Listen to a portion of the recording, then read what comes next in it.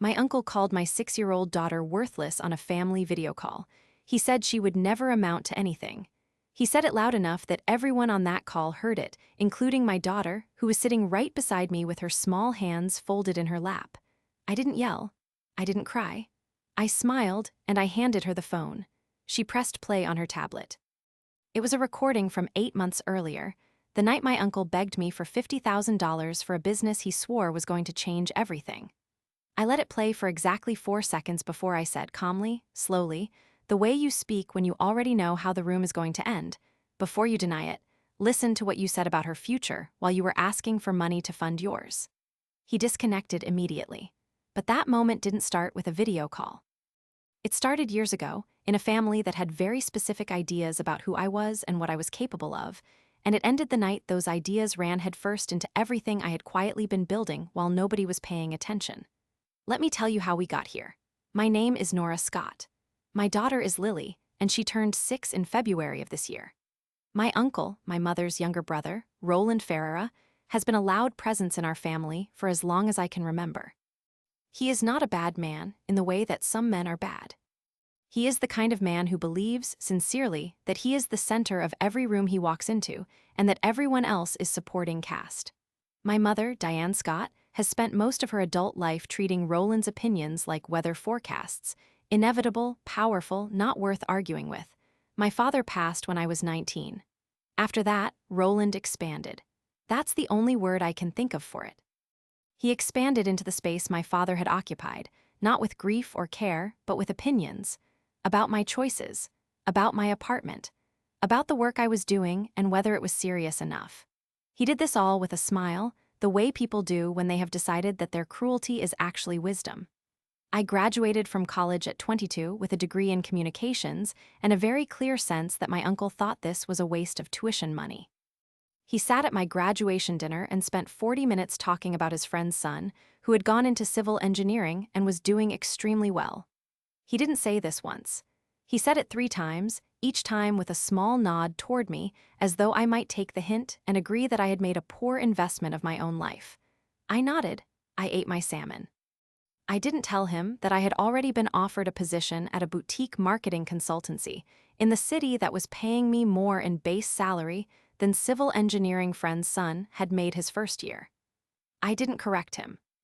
But I went home that night and accepted the offer in writing, and I slept better than I had in months. That was the first time I understood something important about Roland Ferreira. He doesn't listen to explanations. He listens to outcomes, and the only outcomes he respects are the ones he already predicted.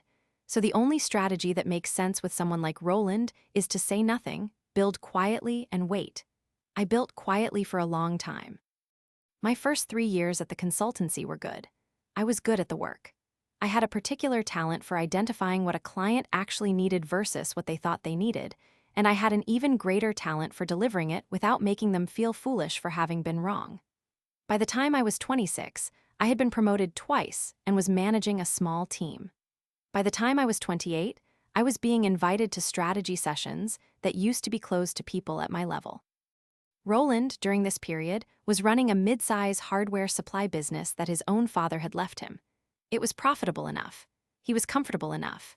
He had a 4-bedroom house in the same suburb where he had grown up, drove a late-model Cadillac he leased new every 3 years, and spoke about business with the authority of a man who had inherited one and kept it alive.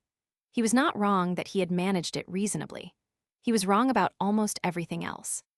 The year I turned 28, he told me at my cousin Daria's wedding that I should think about finding something more stable. Daria is Roland's daughter, his blood, not mine, and she married a man named Glenn Voss who worked in logistics. Roland approved of Glenn. Glenn had a pension. At that wedding, surrounded by centerpieces and champagne and the careful warmth of people who don't see each other often enough to fight, Roland leaned across the table and told me that consulting was a young person's game and I should consider something institutional before I aged out of my usefulness. I was 28. He said this to me when I was 28 years old. I didn't argue. I picked up my glass of sparkling water and I smiled at him and I said, "That's worth thinking about." Then I excused myself, went to the coat check area where it was quiet, and called my financial advisor, a woman named Celestine Park, whom I had started working with 6 months earlier. I told her to move the conversation we had been having about diversifying into a real estate index fund from considering to let's do this. I had been sitting on a decision I didn't need to sit on anymore. Roland's comment had felt like a push. I decided to treat it like one. The real estate fund performed well over the following 2 years. I didn't tell anyone in my family about it. I also, around this same time, opened a 529 college savings account for Lily, who wasn't born yet.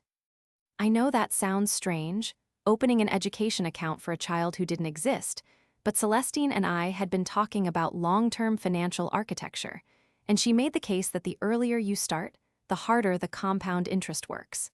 The account sat quietly for 18 months before Lily arrived. By the time Lily was born, it already had a foundation under it. If you have ever been counted out by someone who should have known better, you know exactly what that silence feels like, the particular weight of choosing not to correct someone because you understand that the correction means nothing without the proof, and the proof is still in progress. Lily's father, Tomas Vittel, was in my life for 3 years and out of it before Lily was old enough to remember. That is a long story for another time. What matters here is that Lily is my biological daughter, and her father has no presence in her daily life by his own choice. A legal agreement was formalized through my attorney, Alina Cho, in the summer of 2021, and it is comprehensive. Lily has my last name. She has always had my last name. She calls me Mom, and she calls no one else anything comparable, and she is, without question, the most important thing in any room I have ever walked into. Roland met Lily when she was 3 months old and described her as a lot of work before she had done anything except exist. My mother found this funny. She laughed, a small, uncertain laugh, the way she always does when Roland says something that lands wrong, but she doesn't want to manage the consequences of disagreeing. My mother is a kind woman in many ways. She is also a woman who has spent 61 years of her life selecting peace over truth wherever those two things diverged, and the habit is so deeply worn into her that I don't think she notices anymore when she makes the choice. I noticed. I always noticed. The incident that I consider the real beginning of this particular chapter happened when Lily was 4. Roland's household throws an annual 4th of July gathering, has for as long as I can remember, back to when Roland's own parents hosted it, and there were folding tables in the backyard and fireflies in the grass. Now it's catered. Now there's a tent and a sound system, and Roland's wife, Patris Ferreira, moves through the crowd in linen pants and very good jewelry, refilling glasses and accepting compliments about the house. Patris is not a cruel woman. I want to be clear about that. She is a woman who has organized her life around Roland's vision of it, and she is skilled at it, and I think there was a time when that felt like a choice and may no longer feel that way. She has always been polite to me. She has never been warm. There is a difference between those two things, and the space between them is where most of my interactions with Patris Ferreira live. At that 4th of July, Lily was 4 years old and wearing a red dress with a small white bow that she had selected herself from a very serious examination of 2 options I had laid out that morning. She was proud of that dress. She walked into Roland's backyard like she owned it, which is simply how Lily moves through spaces, with the complete confidence of someone who has never been told the world doesn't belong to her. She walked up to Roland, who was talking to his neighbor about interest rates, and she tugged on the hem of his shirt. She said, "Uncle Roland, do you want to see my trick?" Roland looked down at her the way adults look at small children when they are in the middle of a more important conversation. Not unkind, just absent. "Maybe later, sweetheart." Lily, who does not process dismissal the way most people do because she has simply never encountered enough of it to develop a reflex, said, "Okay. I'll do it for you after the fireworks." And she walked away completely unbothered and went to find her second cousin, who is 7 and has a trampoline. Roland watched her go and then looked at me with an expression I still think about. It was not meanness. It was something stranger. It was the look of a man who had expected to be charmed and instead been handed neutrality and didn't know what to do with that. "She's an unusual kid," he said. "She is," I agreed. I didn't explain that Lily had been attending a structured early childhood development program 3 mornings a week since she was 2.5. One that her pediatric specialist, Dr. Amara Osai, had enthusiastically recommended to help Lily channel the particular kind of focused intensity she had shown from very early. I didn't explain that Dr. Osai had told me at Lily's last appointment that she was tracking 18 months ahead in several developmental categories. I didn't explain any of this because Roland would have found a way to make it into a criticism, too much too soon, pressure on a child something, and I had learned by then that Roland's commentary was not worth watering. I just agreed that she was unusual.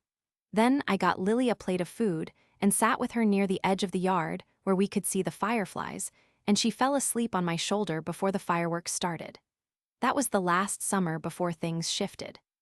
I had been at the consultancy for 9 years at that point, and in the previous 2 years, I had been watching something happen in my industry that I found genuinely interesting.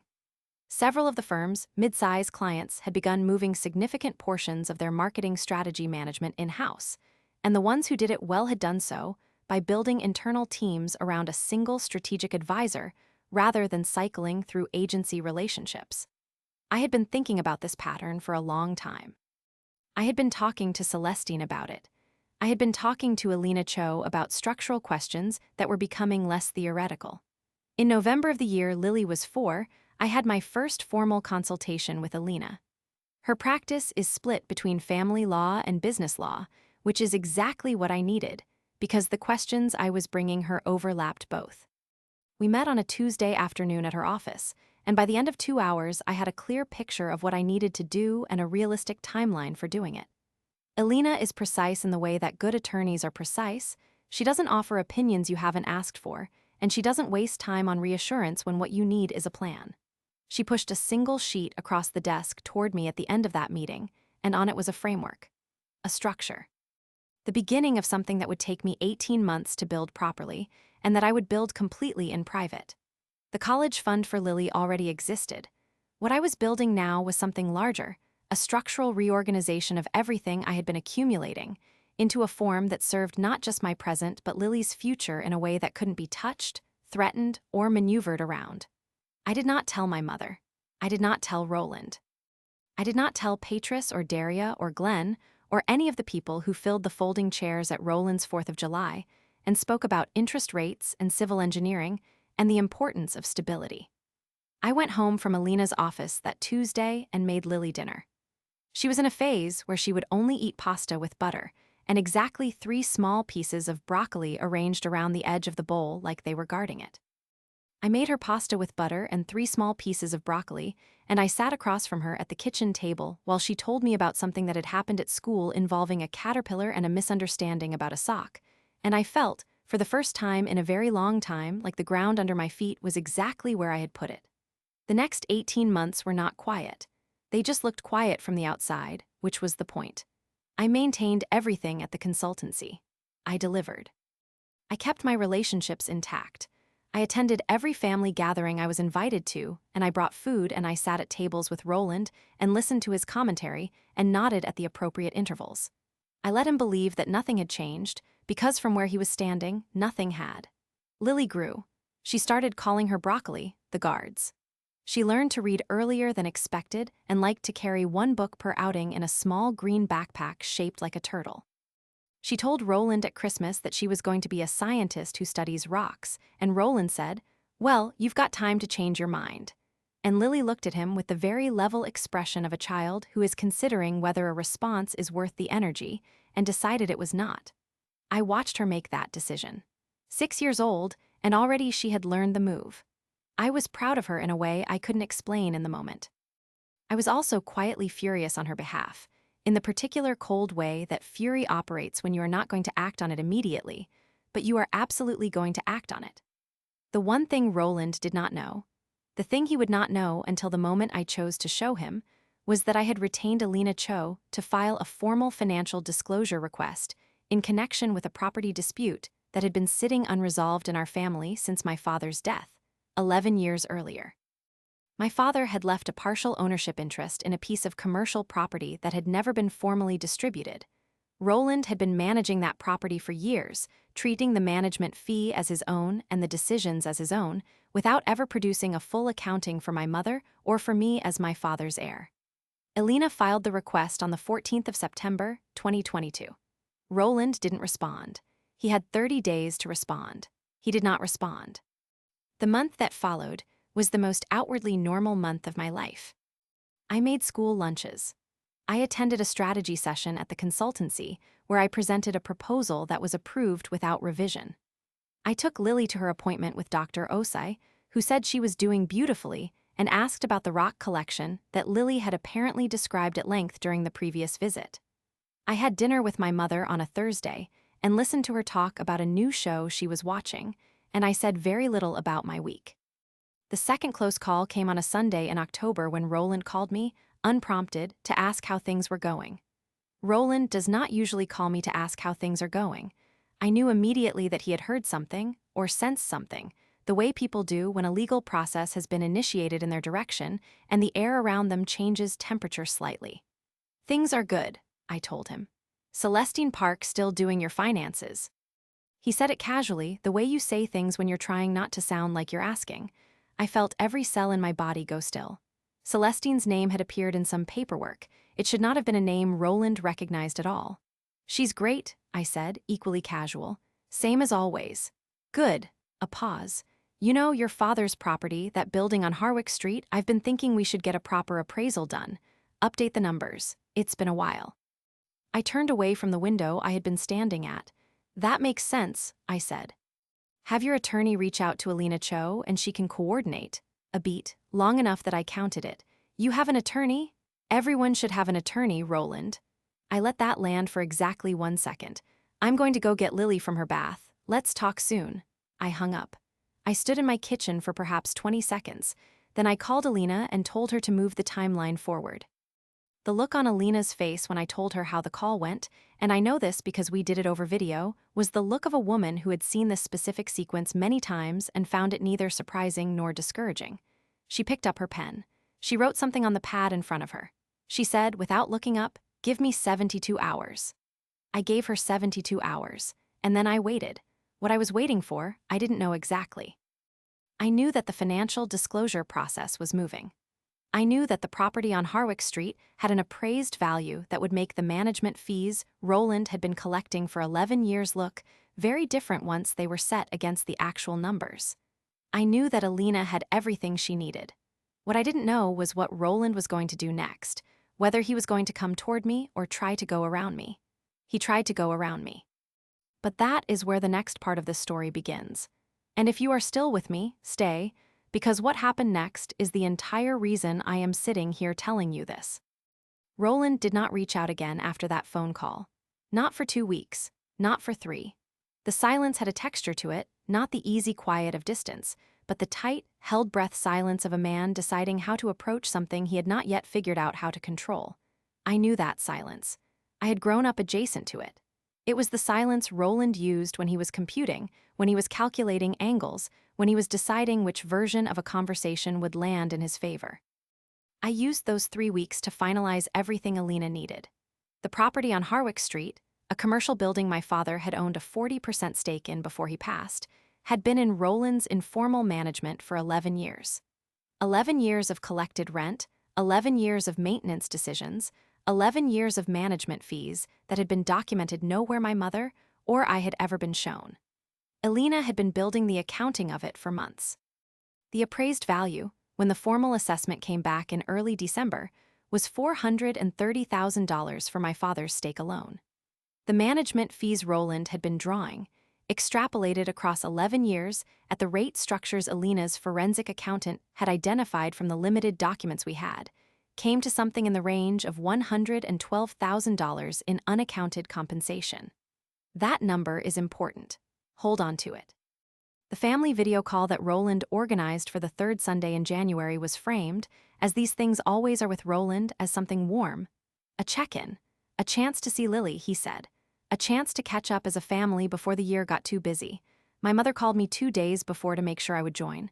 Her voice had the particular careful quality it gets when she is hoping I will not create friction. "He just wants to see everyone," she said. "I'll be there," I told her. She exhaled. I heard it. The call was set for 2 in the afternoon on a Sunday. I set Lily up at the kitchen table with her tablet 20 minutes early, the way I always do so she is settled and not restless when the adults start talking. She had her turtle backpack beside her chair for no particular reason except that she had carried it in from the hallway and decided it could stay. She was working on a drawing of what she described as a volcano, but friendly. I told her that was a good idea. My mother joined first. Then Daria and Glenn, calling from their living room with their younger child visible in the background, doing something with blocks on the floor. Then Roland and Patris from what appeared to be their home office, Roland in a collared shirt, Patris slightly behind him and to the left, visible but not centered. The geography of that framing was not an accident. It never was with Roland. We did the early rounds the way families do. How is work? How is the weather where you are? Daria's younger child fell off something soft and cried briefly and then recovered. Lily showed the assembled family her volcano drawing and explained with great seriousness that the lava coming out was actually orange juice because it's friendly and you can drink it. Glenn laughed. My mother said she loved it. Roland said, very creative, in the tone of a man acknowledging a piece of information that has no practical application. It was Patris who brought up the property first. She does this sometimes, floats things on Roland's behalf, softens the approach, so that when Roland follows up it seems like he is responding to a conversation that was already in progress rather than initiating one. It is a technique they have refined over years, and I have watched it operate in real time more times than I can count. Nora, Patris said, adjusting something off screen, Roland mentioned you have an attorney looking at some things. We just want to make sure everyone is on the same page about the Harwick property. It's been such a smooth arrangement all these years. I let a beat pass, one full beat. It has been an arrangement, I agreed. Roland's eyes moved to me on the screen, something sharpened in them. What does that mean? It means I agree that it has been an arrangement. My voice was completely level. I think the more interesting question is whether it's been a documented one. Elena is going to have some follow-up questions for your attorney, Roland. That's all, Elena. He repeated her name like he was deciding whether to recognize it. This is family, Nora. The property is family, yes. The accounting of it should be also. A brief silence. Daria looked at Glenn. Glenn looked at something off camera. That was when Roland made the mistake.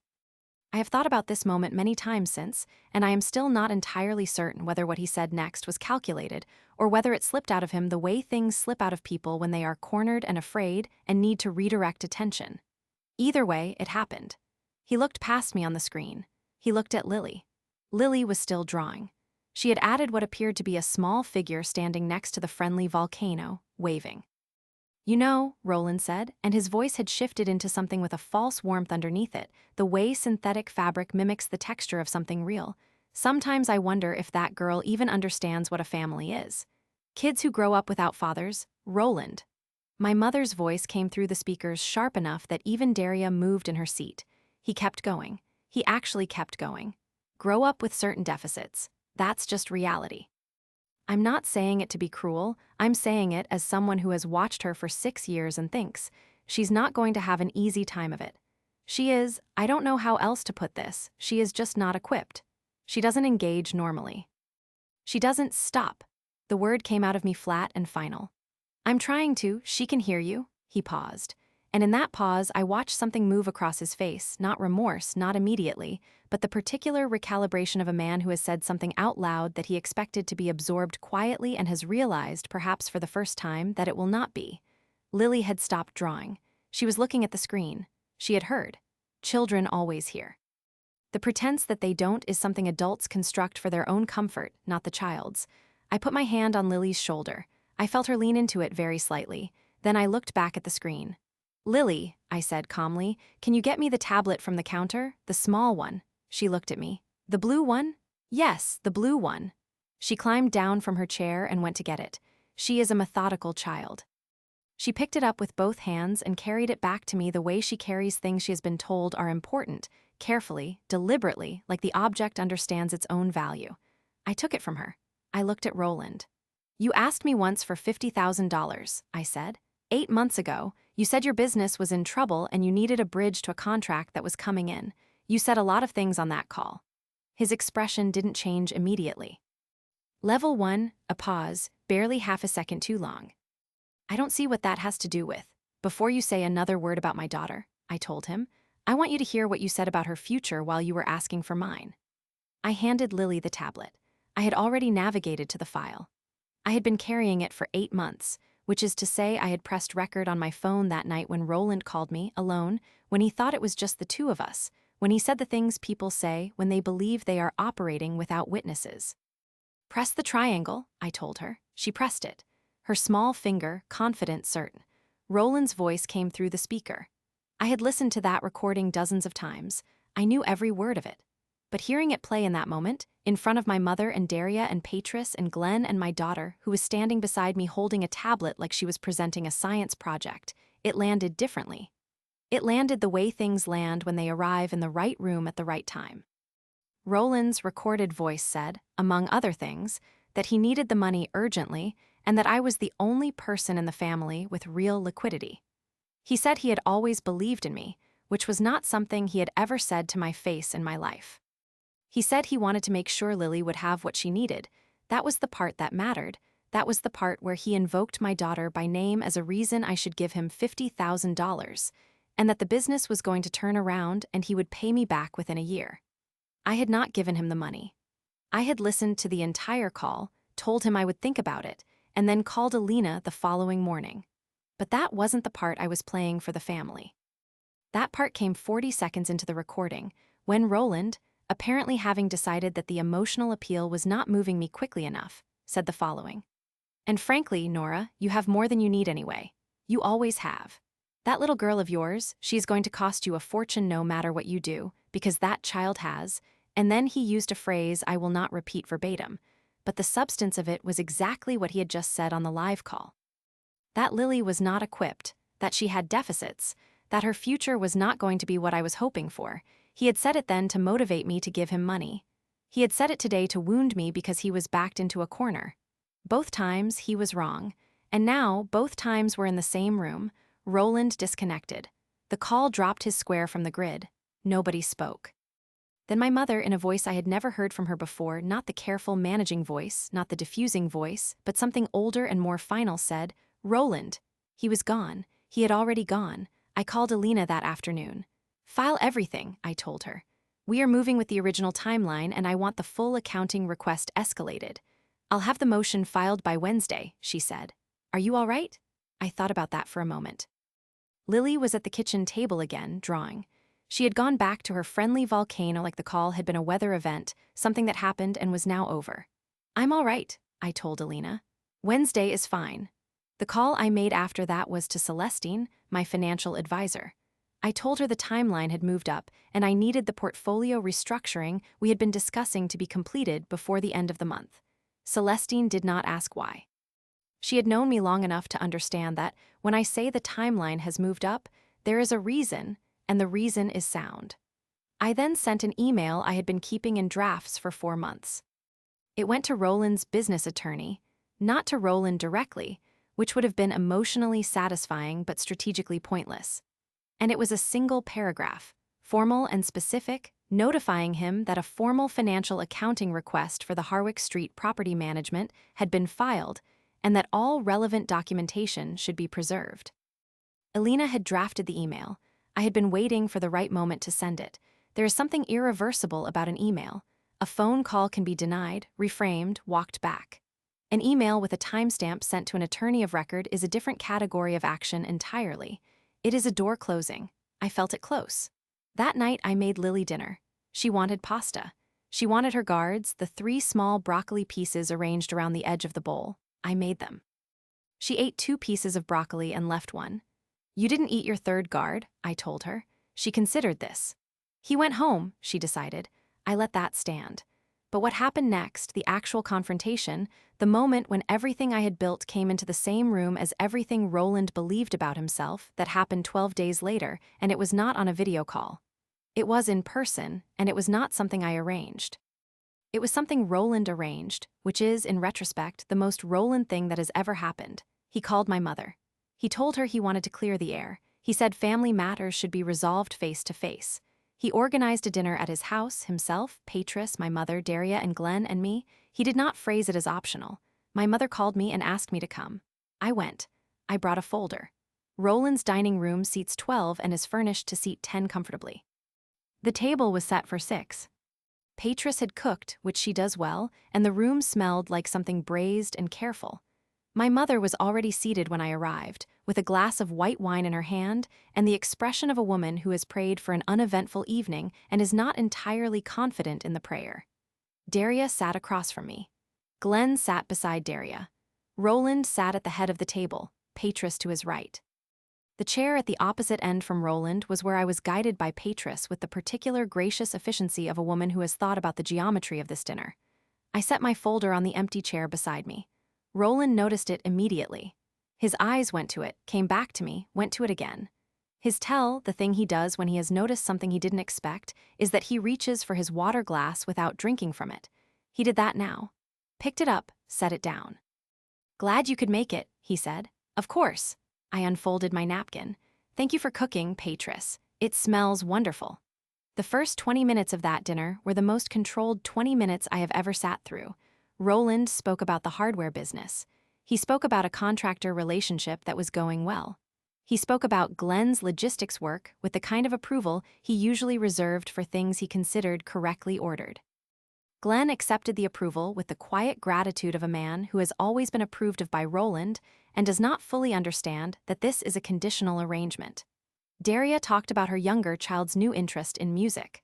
My mother talked about a documentary she had been watching. Patris refilled glasses with the focused attention of someone who is managing the temperature of a room by controlling its humidity. I ate. I said the appropriate things. I did not touch the folder. It was Roland who broke. I knew he would. He is not built for sustained patience. His version of patience is the loud silence before he speaks, not the genuine article. He waited until the main course was half finished, and then he set down his fork. "Nora." His voice had the gravity he uses when he has decided to be official. "I want to talk about the call." "Okay." I picked up my glass. "What you did, playing that recording in front of your daughter, in front of my daughter," I said, "is where you called her worthless. The recording was a response, not an initiation."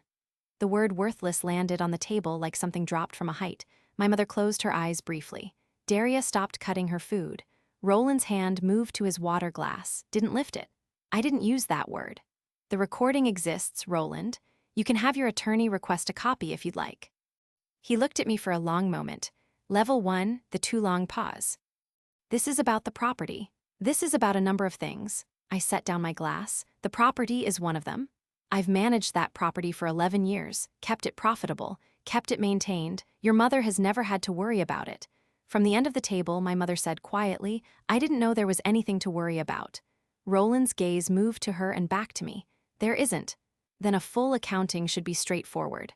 I opened the folder. Elena's office compiled this from the available records.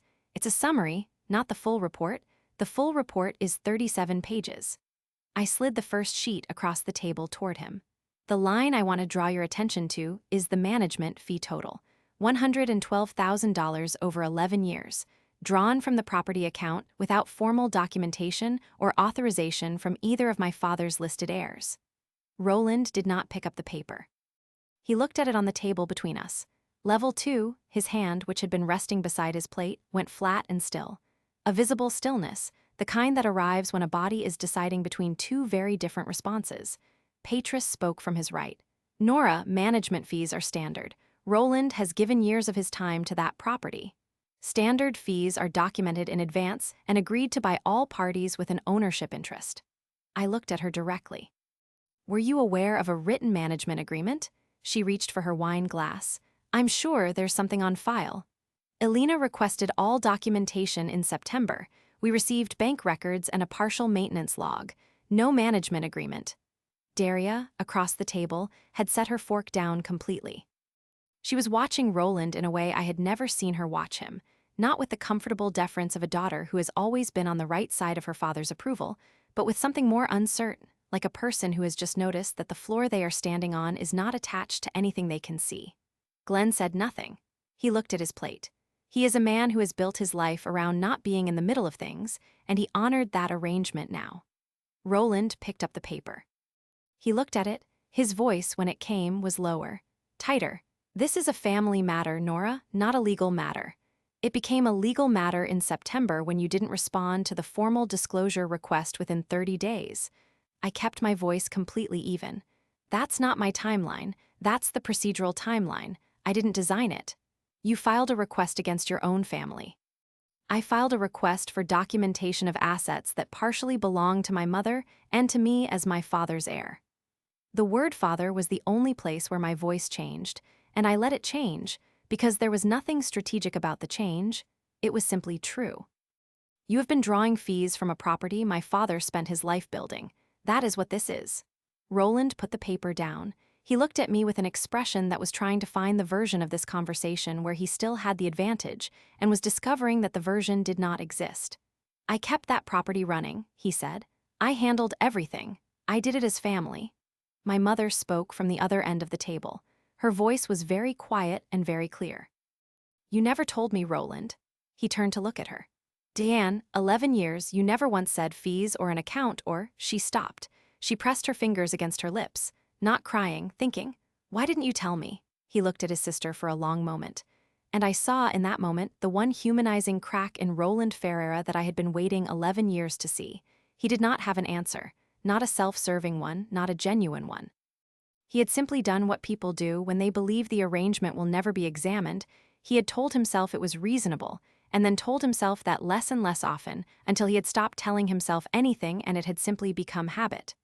I thought it was simpler, he said finally. Simpler for who? My mother looked at him steadily. She did not look away. I let that sit for a full 4 seconds. Nobody filled the silence. Daria's hand was at her collarbone. She does that when she is uncomfortable, a small unconscious gesture I had noticed years ago and now recognized again. I reached into the folder and took out the second sheet. I slid it to Roland.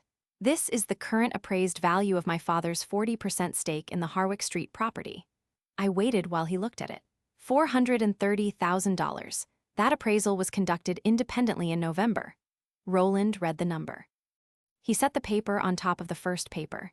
He picked up his fork and held it without using it. The settlement proposal Elena has prepared, I continued, accounts for the management fees drawn without authorization, offset against reasonable costs Roland legitimately incurred. The net figure is $61,000, payable to the estate in 3 installments. The alternative is a formal legal proceeding, which Elena has advised me would likely result in a judgment of the full $112,000 plus legal costs. Patris put her glass down with more force than she intended. The sound cut across the room. You're suing your own uncle. I'm offering him a settlement that saves him $50,000 and keeps this out of a courtroom. I looked at her. That is the opposite of a lawsuit, Patris. You came here tonight with all of this prepared. Her voice had climbed a register, to a dinner. You came to a family dinner. He called this dinner. My voice didn't move. He called it to clear the air. I'm clearing it. Roland looked at me. Something had shifted in his face, level 3, the loss of composure that doesn't show as breakdown but as a kind of exhaustion. The exhaustion of a man whose certainty has been weight-bearing and has just discovered the load it was carrying. You recorded our phone call, he said. It was not an accusation. It was more like a man noting the rules of a game he had not realized he was playing. I recorded a call in which you asked me for $50,000 and invoked my daughter's well-being as a reason to give it to you. I kept my eyes on his. The same daughter you called unequipped on that call and worthless on the family video call in January. Yes, I recorded it. I kept it. I knew it would matter eventually. Daria made a sound. Not a word, something that came from the back of her throat and stopped there. She looked at her father. Dad, her voice was very careful. You asked Nora for $50,000? Roland did not look at his daughter. He looked at the table. Glenn looked at the side of Daria's face. He reached over and touched her wrist once lightly, and she seemed to decide something. She turned her face away from her father and looked at her plate. The settlement paperwork is in the folder, I said. Elena would like a response within 21 days. That's the timeline, my mother said softly. Roland. He finally looked at her. Sign it, she said. Please, just sign it. The thing about watching a person arrive at the end of a version of themselves that has been operating without accountability for a very long time is that it doesn't look like a movie. It doesn't look like anything dramatic. Roland Ferreira sat at the head of his own dining table in the house he had lived in for 20 years, in the city where his reputation as a competent and formidable man had been carefully maintained, and he looked smaller than he had ever looked in my life. Not broken, not weeping, not performing remorse, just smaller. Like someone had taken several inches out of him and he was discovering the new measurement. He picked up the papers, both of them. He set them in a neat stack beside his plate. I'll have my attorney review it, he said. That's all I'm asking. And that was it. That was the moment the table let out a breath, collectively, the way rooms do when the highest pressure thing in them has made a decision. Patris refilled her own wine glass. Daria excused herself briefly and went to the kitchen and came back with the expression of a woman who has used the transit time to perform a controlled emotional reset. My mother looked at me from the other end of the table and nodded once, just once, the small nod of a woman who has been waiting a long time for someone to say the thing she could not bring herself to say. I ate the rest of my dinner. The food was genuinely good. I had always given Patris that. Roland's attorney reviewed the settlement within 14 days. On a Thursday afternoon in February, the week of Lily's 6th birthday, Roland signed. The 3-installment payment arrangement was executed through Alina's escrow account. The first payment, $20,000, arrived on the last day of February. The second and third followed on schedule.